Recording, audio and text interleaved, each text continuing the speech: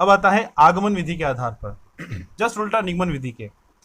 निगमन विधि में क्या था, सामान्य से विशिष्ट की ओर, और इसमें हम जाते हैं विशिष्ट से सामान्य की ओर। आपने विज्ञान के प्रश्नों का उत्तर तो दिया होगा, बहुत से क्वेश्चन पूछे जाते हैं, जैसे कि छोटा सा एग्जाम्पल लेते हैं कि प्रकाश संश्लेषण की क्रिया को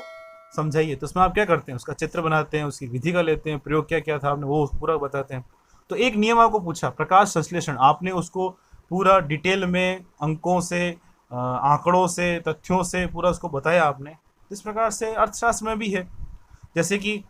पूछा गया है कि भाई मांग का नियम क्या है, तो उसको हम व्यावहारिक रूप में लाएंगे। मांग का नियम बताता है कि वस्तु की कीमत और वस्तु की मांग मात्रा विपरीत संबंध है, ठीक है, नियम हो गया। अब इसको हम व्यावहारिक रूप में कैसे लाएंगे कि हम किसी वस्तु की कीमत को लगातार बाजार में बढ़ाते जाएंगे तो उस वस्तु की मांग जो है लगातार कम होती जाएगी, या फिर जब हम मांग के नियम को बताएं कि अलग अलग कीमतों पर मांग कितनी थी, जैसे कि वस्तु की कीमत 10 है,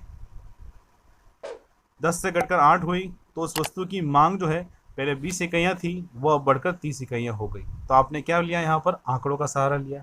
तथ्यों का सहारा लिया, आपने वस्तु की अलग अलग कीमत को ली, अलग अलग मांग को यहाँ पर ली, फिर आपने उसका चित्र बना के उसको बताया। तो इस प्रकार से अगर हम अध्ययन करते हैं तो वो कहलाती है यहाँ पर आगमन विधि। देखते हैं क्या पढ़ते हैं इसको। तो इस विधि के अंतर्गत आर्थिक विश्लेषण के सामान्य नियमों को किसी एक विशेष व्यक्तिगत इकाई के आर्थिक व्यवहार में खोजते हैं, ठीक है, यानी एक सिद्धांत को हम व्यवहारिक रूप में देखते हैं। इस विधि में आंकड़ों अथवा समंकों एवं सांख्यिकी की विभिन्न विधियों द्वारा अध्ययन किया जाता है। इस विधि के अंतर्गत वास्तविक जगत में घटनाओं से संबंधित तथ्यों के संकलन, वर्गीकरण एवं विश्लेषण के आधार पर निष्कर्ष निकाले जाते हैं, और आगमन विधि को अनुभव पर आधारित विधि अथवा ऐतिहासिक विधि भी कहते हैं।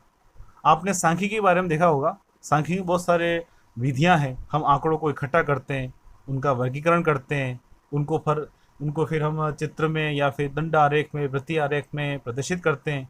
फिर उनका विश्लेषण करते हैं, और एट लास्ट में उसका निष्कर्ष निकालते हैं। तो वो क्या है, यहाँ पर ये वो आगमन विधि ही है, यानी किसी विशेष बात को हम तथ्यों समूहों के आधार पर वर्गीकरण करते हैं, क्लासिफिकेशन करते हैं, सब कुछ करते हैं और अपने निर्णय तक